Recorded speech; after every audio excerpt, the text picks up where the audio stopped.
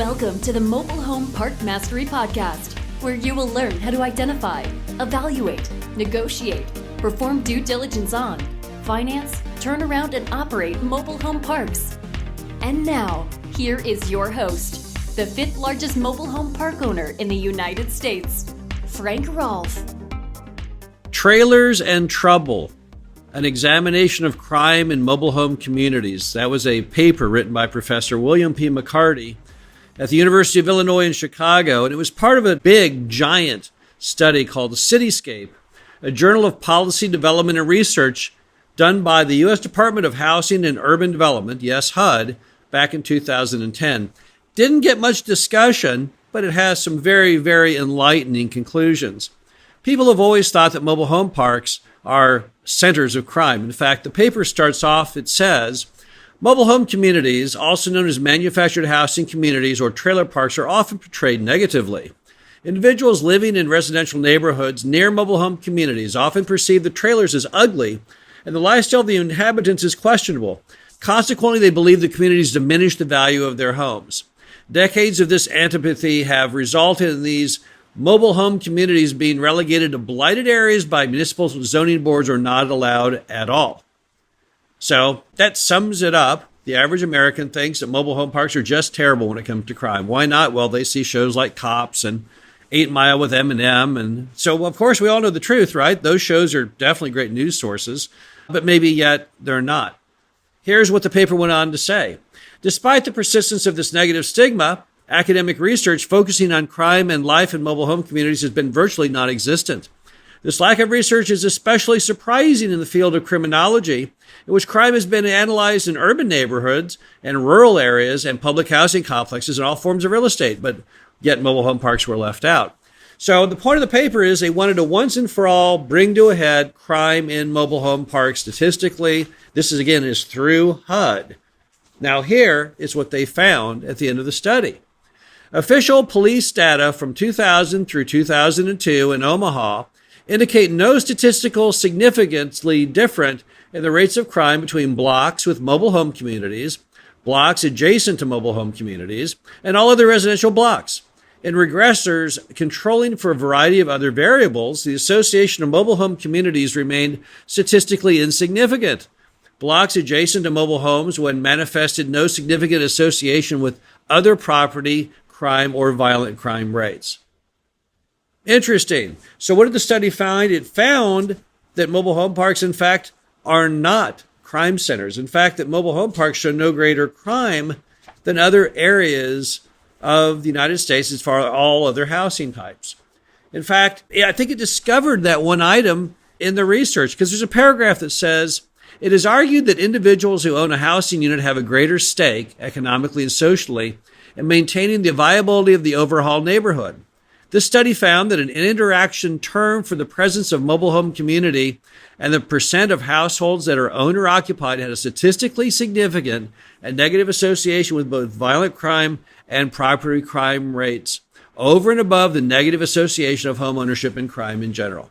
So what it says in the end is that basically mobile home parks have a terrible stereotype. It's completely undeserved. They don't have a lot of crime. And probably the key reason is simply because people in mobile home parks own their own home. So let's break that down then between what turned out to be in the study the place where all the crime is. And you can already guess what that's going to be. And the answer, of course, is apartments. We all know that. We know from the actual news, not the fake news, not the stuff, not the TV shows, not 8 Mile with Eminem, that whenever there's some big crime story, it always seems to come back to an apartment complex. So let's compare apartments and mobile home parks on 3 key factors to try and hammer home the reason why mobile home parks probably are not where you're going to find a whole lot of crime. Number 1, let's look at the barriers to law enforcement properly interacting with residents and solving crimes in apartments versus mobile home parks. In an apartment, what do you have? You have strong masonry walls, bulletproof walls, walls you can't see through. Also, you have very limited entry. Typically, in an apartment complex, there's only one way in and sometimes one way out. Police are coming in, you can spot the cars as they turn in the drive, and you know where to go. Of course, you can go out the back or watch for the cars coming in the back. It's very easy to identify the danger zones if you're a criminal when you're in an apartment.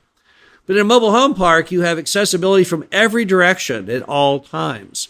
People can approach your mobile home from any side, from the top, from the bottom. So basically, you never, if you were a criminal, ever would feel comfortable in a mobile home, in a mobile home park. It would give you absolutely no solace to know that you only have a paper-thin wall compared to those nice, thick cinder block and masonry and brick structures. Additionally, apartments give you that second floor. There's no way you can get to the second floor. You can't jump that high. You have to go up the stairs. That limits the access even more. Most apartments only have one set of stairs. As long as I have a visibility on the stairs and there's no one coming up the stairs, I know I'm safe for my criminal enterprise. Mobile homes are not two-story, so you cannot ever guard from people getting into your mobile home because they can approach it from either the front or back door or either side or the windows. So accessibility would obviously make a mobile home and a mobile home park a really bad place to be a criminal. But what about potential witnesses? Well, let's look. In an apartment, typically you don't have that many people looking out the windows once you get up close to the building. But in a mobile home park, you have 1 million people looking in every direction. Every home has windows all the way around it. And you have very, very high density of all those windows. Anyone who's walked through a mobile home park knows that every moment you're walking through that park, you can almost feel the eyes on you from many, many homes. So you have so many more witnesses to a crime, witnesses to report what happened to the police, witnesses to actually call the police.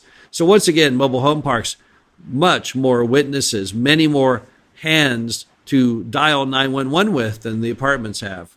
Finally, you have the awareness of neighbors and their actions. People who live in mobile home parks tend to live, studies show, for 14 years in one spot. That's because people who live in mobile home parks rarely move around.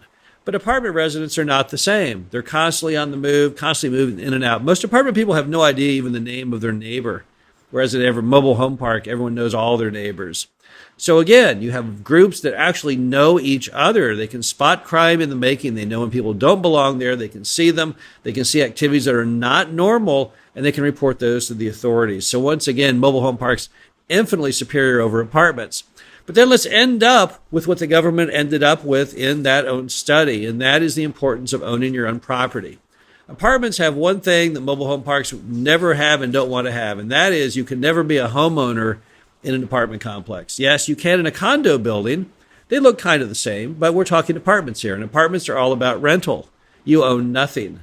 You own your furniture. You may own your car out in the parking lot, but when it comes to the inside of that, the real property and all the improvements, the apartment resident owns nothing.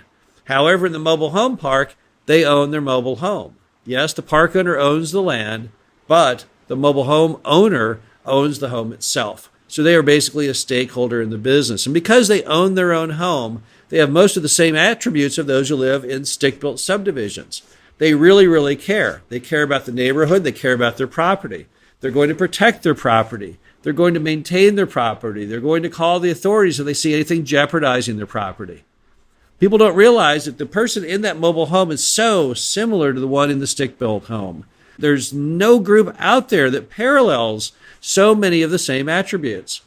So as a result, in the very manner that those in stick-built homes are constantly trying to protect their property, so are people in mobile home parks. In the same way that people in stick-built homes really, really care about their neighbors, watching out for their neighbors, and the value of their property, so too does the person in the mobile home park. So when you add it all together, what does it all mean? It means that we as Americans should be ashamed of ourselves for having these terribly screwed up stigmas concerning mobile home parks and danger. I myself knew from my very first park, mobile home park that I ever owned, Glen Haven, when I bought it, I knew nothing, but I had the same stigma that all Americans do. I thought it would be very dangerous, so I went out and got a concealed handgun license. But I stopped carrying the handgun a couple months in because I realized it really wasn't dangerous. This was something in my mind, something I had developed from watching TV, from the news stories that I heard, from what other people told me. When I told someone I was buying a mobile home park, one person, the very first thing they said, "Oh my gosh, you got to get a gun." That's how dangerous they thought it would be. They thought it would be the gunfight at the OK Corral on a daily basis, and that is absolute hogwash. Mobile home parks are not dangerous. I can walk through any of the parks that we own at any time, day or night. I never feel at danger. I never feel at risk. Why is that? I don't feel just any more at risk than I would in a single-family subdivision. It's the same phenomenon going on. People who own their homes, they care about their neighbors, they care about where they live, they care about maintaining the value and the quality of life of where they live. So Thanks to HUD, we now actually have the scientific data. They did exhaustive research on Omaha, Nebraska, how mobile home parks worked, how apartments did stick built, and you've heard the results. So basically, we've known since 2010 that mobile home parks are, in fact, not all about trailers and trouble, not whatsoever. They, in fact, are nothing more than a story of people who own their property, care about their property, are good and very fine members of society, very supportive of what goes on in the community, and they need to have this ridiculous stigma of crime in mobile home parks erased. If you want to pinpoint anything that has more crime in a community, look towards apartments. I know everyone loves apartments because the apartment industry spends so much money in its public relations out there, which the mobile home park industry never has gotten any kind of good proactive approach to. But everyone knows the truth. And so hopefully now you know the truth. Basically, trailers in trouble? No. Trailers have nothing to do with crime. Trailers are just a fine, safe place to be. This is Frank Rolfe, the Mobile Home Park Mastery podcast series. Hope you enjoyed this. Talk to you again soon. Thank you for listening to the Mobile Home Park Mastery podcast. Be sure to visit us at mhpmastery.com to subscribe to the show, read our show transcriptions, and access all of our great information on mobile home park investing.